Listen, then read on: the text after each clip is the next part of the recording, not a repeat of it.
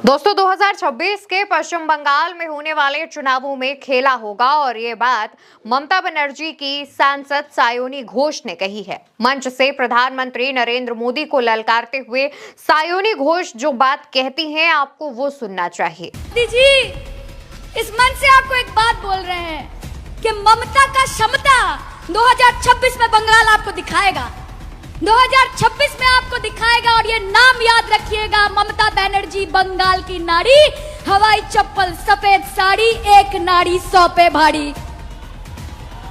खेला होगा, दिल्ली का लड्डू खाया है, अब बंगाल का रसगुल्ला और राजभोग खिला के आपको अब की बार यमुना पार भेजेंगे, अब की बार यमुना पार।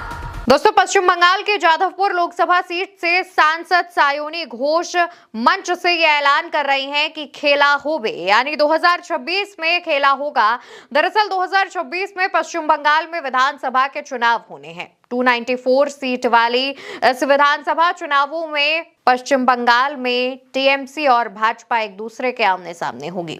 इस दौरान ऑपरेशन लोटस पश्चिम बंगाल में शुरू हो चुका है और इसी को लेकर के पश्चिम बंगाल की ही सांसद टीएमसी की एक बेहद कड़े अंदाजों वाली, कड़े तेवरों वाली नेता सायोनी घोष ने प्रधानमंत्री नरेंद्र मोदी और अमित शाह को यह चैलेंज दे दिया है। सायोनी घोष ने कहा कि इस बार यमुना पार। वो कहती हैं कि ममता बनर्जी के आगे टिक नहीं पाओगे। बताते चले कि पश्चिम बंगाल में काफी लंबे समय से टीएमसी की सत्ता रही है और भाजपा पश्चिम बंगाल में सरकार में आने को लेकर के काफी स्ट्रगल कर रही है। इस दौरान पश्चिम बंगाल में तमाम बड़े बदलाव देखे जा रहे हैं। भारतीय जनता पार्टी की तरफ से लगातार पश्चिम बंगाल के सांसदों के साथ बैठकें की जा रही हैं, चर्चाएं की जा रही हैं और अब भाजपा के सभी नेताओं का पूरा फोकस जो है वो पश्चिम बंगाल पर जाकर शिफ्ट हो गया है। माना जा रहा है कि आने वाले दिनों में भारतीय जनता पार्टी के तमाम जो बड़े नेता हैं, लीडरशिप वाले नेता हैं, उनके दौरे भी पश्चिम बंगाल में बढ़ सकते हैं।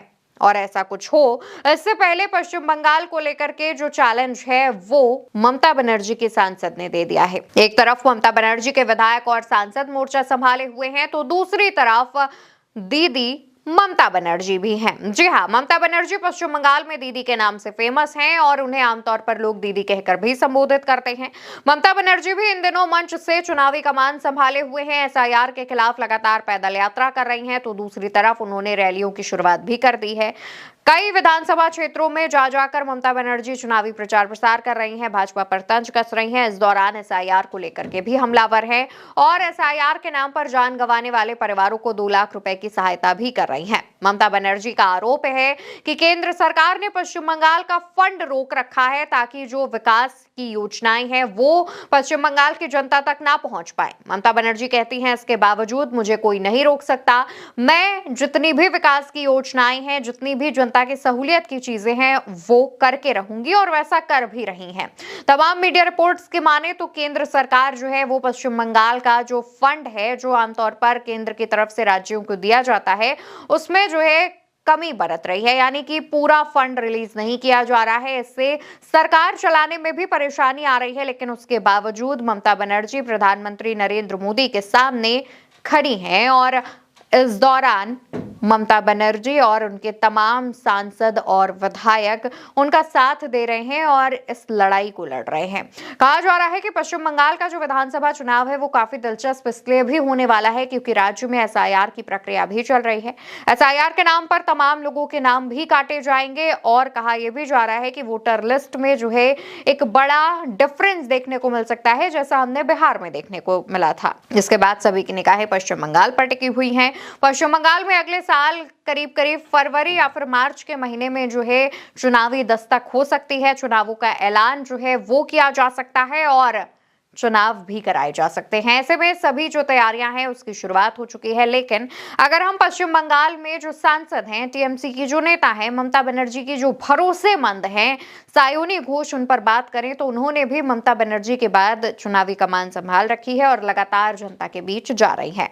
सायोनी का एक और वीडियो सामने आया था जिसमें वो साड़ी पहनकर जनता के बीच देखी जा रही हैं, तमाम महिलाओं से बात कर रही हैं, हंसती मुस्कुराती और उन्हें प्यार से समझाती नजर आ रही हैं। कहा जा रहा है कि आने वाले दिनों में पश्चिम बंगाल का जो भविष्य है वो इन्हीं युवाओं के हाथ में है, क्योंकि जो सायोनी है वो भी युवा सांसदों में से एक हैं, पहली बार की सांसद हैं, तो ऐसे में उनके कंधों पर भी जिम्मेदारी है। टीएमसी का जो युवाओं का वर्ग है वो संभालती हैं और यूथ की लीडर भी हैं, तो ऐसे में सायोनी पर ज्यादा जिम्मेदारी है।